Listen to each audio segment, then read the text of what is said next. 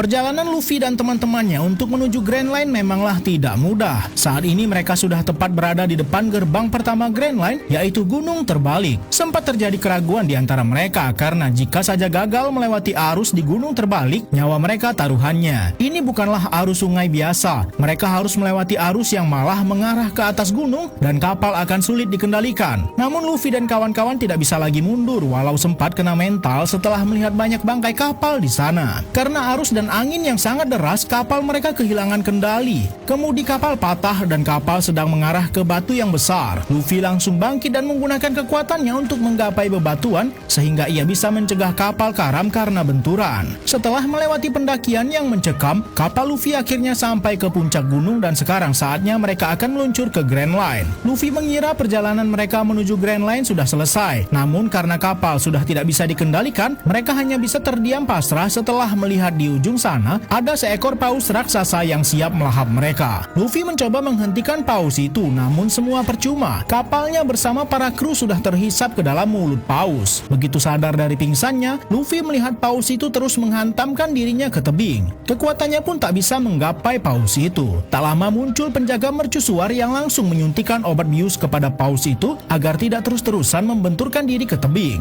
Luffy tentu saja semakin ketakutan dan mencemaskan kondisi temannya. Bapak tua pun berkata kalau teman-teman Luffy sudah meninggal dunia dan tak akan selamat. Luffy masih tidak percaya dan tak mau pasrah begitu saja sehingga ia memaksa Crocus untuk membantunya. Walaupun Crocus sudah menolaknya berkali-kali, tapi Luffy masih terus memaksa untuk membantunya mengeluarkan teman-temannya. Mereka berempat pun juga sama bingungnya dengan apa yang terjadi sebab sekarang mereka ada di dalam perut ikan paus. Apalagi sekarang kemudi kapal mereka sudah rusak. Tapi Usopp punya rencana karena ia melihat ada bangkai kapal lain dan bisa jadi suku cadang kemudinya masih bisa mereka gunakan. Asam lambung dari paus ini sangat berbahaya sebab bisa melarutkan apa saja yang terjatuh ke dalamnya. Sanji dan Usopp menuju ke bangkai kapal lainnya dan ternyata menemukan seseorang yang ternyata masih hidup. Namun orang ini malah ingin menyerang Usopp dan juga Sanji lalu ingin merebut kapal mereka. Tentu saja Sanji tidak akan membiarkan hal itu terjadi dan Usopp cepat-cepat mengambil kemudi baru untuk kapalnya. Orang misterius tadi pun berhasil mereka kalahkan, sementara itu Nami dan juga Zoro masih terus mencari cara untuk keluar dari mulut paus ini. Zoro juga mencoba membuat sebuah senjata yang akan mereka gunakan untuk membuka mulut paus dan saat Nami ditinggal seorang diri, dia malah mendapat serangan. Ternyata masih ada orang lain di dalam mulut paus ini. Tapi untunglah Usopp dan Sanji cepat kembali menolong Nami. Kedua orang ini pun ditawan oleh teman-teman Luffy dan saat diinterogasi oleh Zoro, satu fakta terungkap bahwa mereka adalah anggota komplotan Baroque Works, sindikat kriminal yang ingin menguasai salah satu kerajaan di Grand Line. Zoro bisa tahu karena dulu Zoro pernah mengalahkan orang seperti mereka, yaitu Mr. Seven. Sedangkan yang ada di hadapan mereka saat ini adalah Mr. Nine dan juga Miss Wednesday. Sementara itu di luar mulut paus ini, Luffy masih terus berusaha membujuk Crocus untuk memberitahukannya cara menyelamatkan teman-temannya yang sedang terjebak di dalam mulut paus ini.